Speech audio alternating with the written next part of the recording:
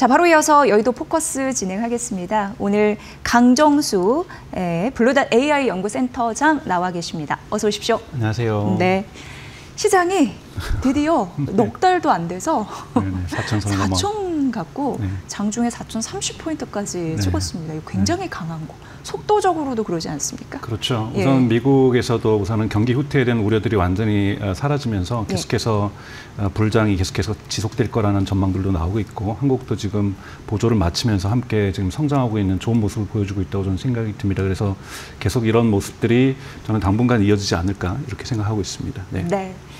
요즘 보면은 이제 지수도 오르고 대형 기술주 강하고 이러다 보니까 수익화 논란을 해소할 수 있을까 항상 약간 조정될 때마다 단골 손님으로 지금 나오고 있습니다. 네. 그래서 이렇게 좋을 때도 우리가 한번 점검의 차원에서 그럼요. 네, 반드시 해야 되는 그런 절차잖아요. 네. 지금 바로 한번 해보도록 하겠습니다. 네, 좋습니다. 그리고 최근에는 미국 뉴욕 증시와 우리 증시가 너무 동조화되잖아요. 네, 그렇죠. 그래서 테슬라뿐만 아니라 여러 가지 관련 미국 주식들 빅테크들 잘 봐야 되는데 네. 오늘 이때 딱 마침 오셨습니다. 일단 테슬라부터 가보도록 하겠습니다. 3분기 실적은 부진했는데 이게 의견이 너무 엇갈려서. 네, 그렇죠. 왜냐하면 네. 부정적인 소식과 긍정적인 소식을 가지고 있습니다. 우선 3분기에 우선 자동차 매출은 대단히 좋았죠. 그래서 전체 매출도 280억 달러를 넘어섰고, 하지만 영업이익률에서 약 한 37% 정도의 마이너스를 기록하다 보니까 이것이 긍정적인 소식, 부정적인 소식이 섞여 있다 보니까 투자자분들께서 판단하기가 되게 어렵다라고 저는 생각이 드는데, 우선은 영업이익률이 떨어졌던 부분들은 지금 자동차 업계가 겪고 있는 관세 이후에 있어서의 원자재 가격의 상승이라는 부분들이 명확하게 이유가 존재하고 있기 때문에 이건 그렇게 우려할 상황이 아니라는 거죠. 왜냐하면 테슬라의 이번에 프리 캐시 플로우가 40억 달러에 도달했고 추가적으로 확보한 것이고, 그리고 전체 지금 누적되어 있던 현금 유동성 자산이 지금 400억 달러를 기록하고 있습니다. 이것이 앞으로 전개될 AI로 기업으로의 전환, 로보틱스 기업으로의 전환, 옵티머스라든지 로보택시로 사업을 전환할 수 있는 대출 없이도 이런 산업을 전환할 수 있다는 걸 대단히 긍정적이었고요. 사실 그 이후에 재무적인 실적 발표 이후에 컨퍼런스 콜에서 저는 그 컨퍼런스 콜에서 마지막 투자자가 질문 안 했으면 정말 주가가 많이 떨어졌을 거라고 저는 생각이 들어요. 왜 그런 얘기를 왜 질문을 받아서야, 그것도 맨 마지막 질문을 받아서야 일론 머스크가 얘기를 했는지 모르겠지만 맨 마지막 질문이 여러분, 로보택시의 앞으로의 일정, 즉 안전 요원이 언제쯤 내릴지 이런 부분에 대해서 구체적인 수치를 알려달라고 했을 때 그때 진짜 얘기를 했어요. 뭐라고 얘기를 하냐면 올해 말까지 오스틴에 있는 안전 요원이 하차를 하게 될 것이다. 저는 안전 요원이 하차하는 순간이 테슬라 주가의 상승 가장 큰 트리거라고 저는 생각을 합니다. 물론 자율주의 시대로 들어가는 거죠. 네, 물론 1차적인 테슬라 주가의 트리거는 이번 11월 6일 날 있는 주주총회 결과에서 테슬라 일론 머스크에 대한 보상안이 통과되느냐 안 통과되느냐 대단히 중요하다고 저는 생각이 들고요. 가장 큰 트리거는 아무래도 안전 요원이 내리면서 진짜 무감독하에서 누구도 논란할 수 없는 자율주행으로 진행할 수 있다는 부분이 대단히 중요한 건데, 지금 일정상으로는 조심스럽게 보수적으로 내다봤지만 12월로 내다봤다는 건 늦어도 1월에는 하차를 할 수 있다는 거고, 7개, 8개 미국의 도시들, 즉 애리조나라든지 플로리다가 이번에 주가 포함이 됐습니다. 여기에서 또 테스트를 시작할 경우에는 3개월 정도 이후에는 안전 요원이 내릴 거다. 이렇게 얘기를 해줘서 앞으로 도시들이 추가될 때마다 플러스 3개월 뒤에는 무인화가 된다는 것. 이거는 구체적으로 26년부터는 본격적으로 로보택시가 규모 있게 확산된다는 구체적인 일정을 얘기해줬기 때문에 매우 의미 있는 앞으로의 테슬라의 어떠한 성장의 어떤 흐름들을 가늠할 수 있지 않았나 이렇게 저는 보고 있습니다. 네. 지금 테슬라는 서학 개인 투자자분들의 최선호 종목인 만큼 주가 상승 트리거, 이게 실적이 좋고 나쁨을 한 단계 더 나아가서 중요한데 결국 상승 촉매제는 로보택시에 있다라고 봐도 크게 틀리지 않는 거죠. 우선은 자동차 매출 자체도 지금 나쁘지 않습니다. 제가 보기엔 3분기 매출에 이어서 4분기 매출도 좋게 나올 거라고 저는 생각이 드는데요. 이것 자체, 그리고 또 하나는 여러분들 아시는 것처럼 ESS, 즉 BESS라고도 얘기하죠. 배터리 에너지 스토리지 시스템이라고 해서 이것이 지금 테슬라가 밀고 있는 메가팩 자체가 지금 대단히 큰 돈을 벌어다 주는 거죠. 근데 이 돈을 어디다 쓰는 거냐면 결국은 로보택시하고 옵티머스로 가기 위한 것이고, 이 에너지 부분 산업은 여러분 보셔야 될 것은 AI의 수혜주라고 볼 수가 있어요. 그전에는 재생에너지와 관련이 되어 있던 것이 ESS였다면 이제 데이터 센터에서는 이 진폭이 큰 AI의 어떠한 전력을 안정적으로 공급하기 위해서는 원자력이든 화력이 들어갔다 할지라도 ESS가 필요한 시대로 지금 진입하고 있다는 부분에서 에너지 부분도 테슬라의 중요한 성장 요인이 될 수 있고요. 가장 중요한 게 말씀드렸던 앞에 말씀드렸던 로보택시의 구체적인 일정, 특히 안전요원의 하차 일정이 대단히 중요하다는 거고 네. 또 하나는 옵티머스가 물론 올해 생산되기로 했던 건 이미 이건 1분기 때부터 계속 실적 발표에서 연기된다고 얘기했던 것처럼 미국하고 중국과의 관세 갈등들도 영향이 있었던 거고요. 그래서 옵티머스가 내년 2분기로 연기되긴 했지만 그 전의 모습을 천천히 드러낼 거라는 부분에서 매우 근접한 옵티머스의 시대를 저희가 바라보고 있다는 것, 이것도 테슬라의 성장의 트리거가 될 수 있다고 볼 수 있습니다. 주가에. 네. 아주 뭐랄까 아주 깔끔하게 설명을 잘 해주셨습니다. 정말 중요한 그런 부분 잘 판단하시고요. 테슬라는 시청자분들 중에 운명 공동체라고 생각하시는 분들 많으실 것 같아요. 그러니까 너무 걱정 안 하셔도 저는 될 거라고 보고 있습니다. 네. 다행이네요. ESS 막 연관돼 있고 또 삼성하고도 연결돼 있잖아요. 네네. 근데 10은 A14는 이미 우리가 했고 네네. 16은 할 거라고 예고됐고 A15는 TSMC 건 줄 알았는데 우리도 한다고 막 이렇게 나와서 AI5 정확하게 AI4, AI 지금 4가 있고 5가 나오고 6가 나올 건데요. 5에서 이번에 이제 놀랬던 것은 삼성이라는 단어가 많이 컨퍼런스 콜에서 나왔습니다. 그때 이야기했던 것은 삼성이 갖고 있는 이 공정 기술이 대단히 뛰어나다라고 얘기를 하면서 6를 삼성이 만들지만 5를 만드는 과정에도 삼성을 참여시키겠다. 그 이유는 이제 6가 워낙 중요한 고 5가 좀 징검다리다 보니까 이 징검다리 과정에서도 삼성을 같이 결합을 하면서 뭔가 6에 있어서 한 번에 승부수를 보겠다라고 지금 얘기를 하고 있습니다. 여러분 아시는 것처럼 5까지는 이것이 옵티머스에서 들어갑니다. 시운전, 그러니까 시생산하는 2026년에 생산한 옵티머스에도 그 칩이 들어가고 그 다음에 테슬라 차량에도 당연히 들어가는 건데 6부터는 이것이 데이터 센터에도 들어갑니다. 정말 최종적인 테슬라가 목표로 하고 있는 최고의 칩이라고 할 수가 있는 거고 이 최고의 칩을 약 130억 달러에 걸쳐서 일론 머스크는 이것은 1차 주민이라는 표현을 썼어요. 이것이 처음부터 끝까지의 볼륨이 아니라 1차 볼륨이라고 얘기를 했고 삼성이 아직까지 공정 수율을 맞춰낸다고 한다면 물론 여러 가지 도전들이 있습니다만 이 부분만 맞춰낸다면 충분히 AI6가 삼성에게는 거대한 의미를 갖고 있는 것은 지금 고공정 과정, 즉 2나노 과정에서 아직까지는 삼성의 칩 파운드리에다가 주문을 한 기업이 한 군데도 없었거든요. 그러다 보니까 지금 테슬라가 첫 번째 고객이자 큰 고객이고 되게 훌륭한 고객이라는 부분에서 이후에 후속 고객이 따를 수 있다는 신호를 시장에 줄 수 있는 신뢰도를 줄 수 있다는 부분에서 삼성에게는 사실은 큰 전환점이 사실은 테슬라하고의 AI6 부분의 협업이 아닌가라고 저는 그렇게 생각하고 있습니다. 네, 그러네요. 왜 갑자기 14가 튀어나왔는지 AI 4, 5, 6 이런 부분에서 좋은 성적표가 좀 나왔으면 좋겠습니다. 자, 그리고 말씀드렸다시피 이제 이렇게 지수가 잘 갈 때 대형 기술주의 수익화 논란을 해소해 줄 수 있는 것들이 굉장히 필요한데 알파벳부터 가보도록 하겠습니다.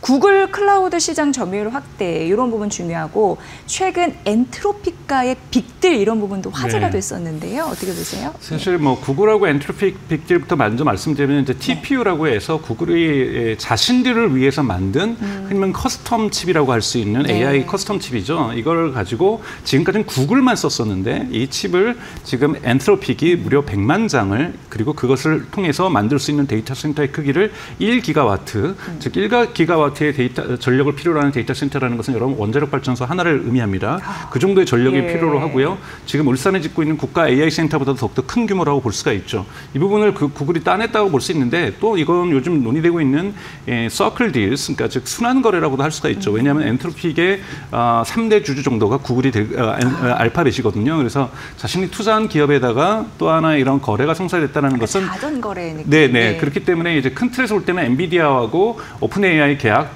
또는 AMD하고 오픈 AI 계약 이렇게 지금 반도체 기업과 또는 반도체를 생산하거나 설계하는 기업과 또는 클라우드 서비스를 제공하는 마이크로소프트가 또 오픈 AI에 투자했던 것처럼 이런 기업들과 AI 서비스라는 기업들의 이 페어링, 이 연결이 계속해서 발생하고 있다는 맥으로 해석을 할 수가 있고요. 근데 이런 부분은 앞으로 구글이 지금 전체 사실은 클라우드 시장에서 3위 업체입니다. 1위가 여러분 아시는 아마존의 AWS, 그다음에 2위가 마이크로소프트 애저, 그리고 구글이 한 13% 정도를 가지고 있는 구글 클라우드 플랫폼이라고 해서 이 GCP라고 보통 얘기를 하죠. 구글 클라우드 플랫폼. 이 GCP가 13%를 가지고 있는데요. 얼마나 앞으로 이러한 엔트로픽의 계약들을 통해서 성장률을 보여주느냐. 사실 점유율도 중요하지만 여러분 항상 지난번에 아마존의 주가가 실적 발표 이후에 2분기 실적 발표 이후에 주가가 떨어졌던 이유는 클라우드 서비스의 성장률이 떨어졌기 때문이거든요. 네, 다른 데서는 계속해서 지금 구글도 그렇고 마이크로소프트도 그렇고 30%가 넘는 평균 성장률을 보여주고 있는데 아마존은 이제 1위 업체다 보니까 1위 업체는 이제 너무 많이 성장해서 성장률이 떨어질 수밖에 없다 보니까 이런 것들이 실망하고 있는 것처럼 이번에도 가이던스도 중요하죠. 구글이 이제 13%의 점유율을 가지고 있지만 앞으로 어떠한 성장률을 4분기나 내년도에 보일 것이냐. 항상 주가는 여러분 죄송하지만 성장률에 많이 좌우되잖아요. 그래서 성장률 발표가 어떻게 가이던스가 나올지도 지켜보시는 것이 필요하다고 저는 보고 있습니다. 이전보다 더 괜찮아진 성장을 보여야 된다라는 이것이 압박이죠. 그런데 지금 전체적으로 AI 시장이 커지고 있기 때문에 저는 성장률에 있어서 성장률이 떨어지거나 그렇게 보지는 않고 있어요. 근데 다만 아마존이 AWS의 성장률이 17%로 떨어지면서 즉 30%에서 17%도 사실 17%도 어마어마하거든요. 그렇죠. 두 자릿수인데. 큰 기업이 두 자릿수로 성장한다는 건 어마어마한 건데 시장이 지금 그만큼 기대치가 높다라는 겁니다. 근데 이 기대치가 이 정도 이제는 완만해지고 있으니까 한 20%만 성장해도 된다라고 지금 수용할지 20% 정도에는 실망할지 이런 부분들은 저희가 이번에 지켜봐야 되는데 아마 성장은 계속할 거라고 봅니다. 저는 성장률이 둔화될 수는 있어도 성장률이 한 자릿수로 가는 이러한 침체 시장으로는 아직 빠지기에는 너무 시장이 아직까지는 초기 시장이 있다라고 볼 수 있기 때문에 그런 걱정은 안 하셔도 될 것 같아요. 강종수 박사님이 마이크로소프트는 평균 성장률을 웃돈다라고 잠시 언급해 주셨잖아요. 역시 애저의 힘인가요? 그렇죠. 애저죠. 이제는 사실은 여러분 뭐 좋아하시는 윈도우즈라든지 오피스의 성장률은 전체 마이크로소프트에 기여하는 부분이 대단히 작습니다. 마이크로소프트도 무게중심을 구글도 광고의 중심의 기업에서 플러스 AI 기업으로 전환하려고 하는 것처럼 마이크로소프트도 인프라스트럭처에서 특히 B2B에서 윈도우즈라든지 MS 오피스라든지 이러한 서비스 중심에서 AI 기업으로 전환하려고 하고 있기 때문에 여기서 가장 중요한 것은 애저의 성장률이라고 볼 수가 있는 거죠. 물론 여기에서 어떻게 코파일럿이라든지 이런 AI 서비스들을 부과하면서 매출을 전체적으로 AI 서비스 전체 영역을 키워나가는 것도 중요하지만 애저 부분이 지금 계속해서 평균 30%의 성장률을 보여줬기 때문에 지난 분기에도 33%였습니다. 그렇기 때문에 이번에도 이 30%를 전후해서 모습을 보여주는 것 그리고 아까 구글에서도 똑같이 말씀드렸던 것처럼 가이던스를 어떻게 제시하느냐 4분기나 내년 1분기에도 성장한다는 보여준다라면 이 부분이 또 하나 가지고 있는 효과는 뭐냐면 지금 AI 거품론들이 되게 거세게 일고 있는데요. 이 거품론을 돌파할 수 있는 즉 단기간의 실적에 있어서는 지금 견실하게 AI 관련 기업들이 성장하고 있다는 것을 보여줘야 되기 때문에 이 부분들이 좋게 나온다라면 AI 거품론에 대한 지금 두려움들 사실은 지금 한국도 4,000원을 넘어서고 있고 미국도 계속해서 상승하고 있다 보니까 투자자들이 기분은 좋으면서도 불안감들도 동시에 커지고 있는 이러한 상황이거든요. 이 불안감을 어떻게 해소해 줄 수 있을 것인가 이 부분이 저는 성장률이라고 보고 있습니다. 지금 대규모 투자가 나온다라면 그거 듣고 또 주가가 막 뛰는 부분도 있는데 메타 플랫폼도 이번 분기 대규모 투자 또 나올까요? 그래서 메타는 조금 저는 대단히 건실한 기업이라고 보고 있어요. 근데 이번에 뭐 AI 관련 인력을 대단히 여러분 아시는 것처럼 여름에는 대단히 고액을 들여서 인력을 채용했었지만 다시 또 한 500명, 600명 가량을 해고하는 이러한 것은 되게 이제 효율화를 꾀하겠다는 거죠. 그래서 고급 인력은 대단히 비싼 돈을 지불하고 그 다음에 이제 전체적인 인력들에 대한 효율화를 구가한다고 본다라는 것은 메타가 대단히 수익성 부분을 신경 쓰고 있다는 것을 드러내고 있는 거고요. 두 번째 이제 봐야 될 것은 메타는 AI 매출 자체가 현재로서는 직접적으로 나타나고 있지 않기 때문에 AI가 도움을 주는 것이 여러분 메타는 광고의 효율성이 증가합니다. 그래서 인스타그램이나 페이스북이나 왓츠앱에서 광고가 얼마나 매출이 증가하는 것도 보셔야 되지만 메타는 발표를 할 때 그러니까 평균 광고 단가를 얘기를 합니다. 평균 단가가 올라간다는 건 뭐냐면 그만큼 광고의 효율성이 좋아졌기 때문에 한 번을 클릭했어도 그것을 흔히 말해서 구매로 전환하는 전환율이 높다라는 거거든요. 그렇기 때문에 그 광고의 효율성을 측정하는 중요한 기준이 평균 광고 가격. 이것이 상승한다는 것은 광고의 효율성이 AI에 의해서 효율화되고 있는 거기 때문에 AI의 전체적인 효과라고 측정을 하기 때문에 전체적으로 메타의 주가에 영향을 긍정적으로 미칩니다. 두 번째는 이것이 어떠한 이 노출 빈도라든지 이런 것들도 중요하게 나오는데 가장 중요한 건 여러분 평균 광고 단가를 보실 필요가 있고 두 번째는 그럼에도 불구하고 이것이 소셜미디어, SNS 서비스가 중심축이기 때문에 회원들 성장을 투자자들이 되게 중요하게 봅니다. 다른 데와 다르게 구글은 뭐 갑자기 검색 전체 회원 뭐 비율이 얼마나 증가했다 안 했다 이런 것을 분기 실적에서 중요하게 여기진 않거든요. 하지만 유일하게 회원 숫자를 보면서 주가가 변동하는 이 미국의 빅테크 기업 중에 하나가 바로 메타라고 볼 수가 있는 거죠. 그래서 메타 같은 경우에는 여러분들이 잘 안 쓰시더라도 페이스북의 전 세계 이용자 증감률 그리고 인스타그램의 전 세계 이용자 증감률도 대단히 중요하게 주가에 영향을 미치는 지표라고 볼 수 있다는 점을 고려하시면서 이 메타의 광고 매출과 평균 광고 단가, 그다음에 전체 페이스북과 인스타그램의 이용자 성장률이 계속해서 좋아지고 있는가, 이것을 함께 보실 필요가 있고, 만약에 이것이 둔화된다라면 메타의 주가에는 부정적인 영향이 미쳐질 수밖에 없습니다. 네. 이게 이제 빅테크 기술주의 실적을 보는 법을 이게 알려주시는 거니까 잘 또 기억을 하셔야 됩니다. 그리고 이제 아마존, AWS라고 하죠. 아마존 웹 서비스. 장기적으로 이익 성장이 가능하다고 판단하시는지 궁금했습니다. 지금 아마존이 사실은 전 대단히 좋은 기업이라고 생각하는데 지금 안 좋은 모습들을 보여주고 있습니다. 지금 애플하고 요즘 비슷하게 비판을 받고 있죠. 특별하게 AI에 있어서 AI 수혜진 건 맞고 AI에 의해서 기업의 이익률이 증가하는 것, 즉 AWS가 증가하는 건 맞는데 자체 AI 서비스는 어디에 있느냐? 예를 들면 여러분 아까 보셨던 아마존 구글 같은 경우는 제미나이가 있고, 제미나이가 지금 빠르게 성장하고 있고, 또 메타 같은 경우는 조금은 주춤하고 있지만 그 라마라고 하는 모델들을 내고 있는데 여러분 사실 아마존도 있습니다. 노바라고. 근데 노바가 업데이트 된다는 소식은 거의 지난 1년 동안 없거든요. 그래서 아마존이 정말 AI의 진심인지에 대한 투자자들의 의심들이 지금 팽창하고 있다는 부분들. 그래서 이번 아마 이 Q&A 시간에는 아마존이 가지고 있는 스스로의 AI 전략에 대한 질문들이 저는 많이 나올 거라고 보고 있어요.